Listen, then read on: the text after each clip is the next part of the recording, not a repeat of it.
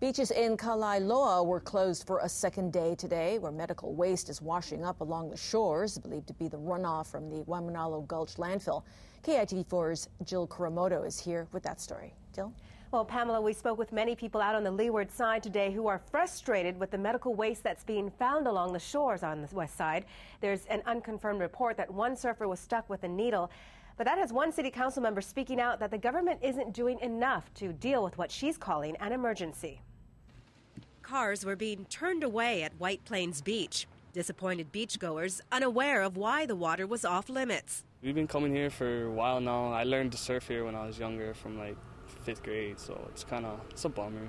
But Monk Seal Protection volunteers Barbara and Robert Billand showed us photos taken this morning of the syringes they collected in the area. Today we found a dozen. Yeah, and it was down Kalailoa area. They were concerned about the well-being of a monk seal named Benny, who showed up at White Plains Beach yesterday. We don't know where he's at. We've been going up and down the coast looking for him. If anyone's doing anything to clean it up right now, or they're just like letting it float around. Yeah, and basically the answer is no. Right now, not really. Honolulu City Councilwoman Tulsi Gabbard Tamayo said she's appalled at the government's lack of action over what she's calling a crisis. We need to treat this like the emergency that it is. And while I understand it's a long weekend, we can't afford to sit around and wait for government to come in and start cleaning up.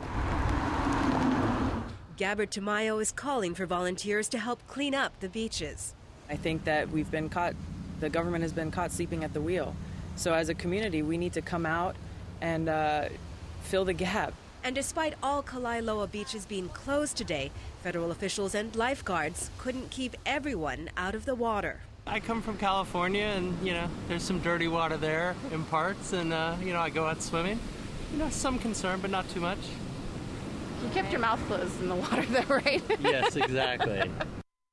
Now, Councilwoman Tamayo heads up the city's Committee on Safety, Economic Development and Government Affairs and says she plans to hold meetings on Tuesday with the Public Infrastructure Committee to find out who is responsible for the medical waste spill, why it happened, and how to prevent it from happening again. Pamela?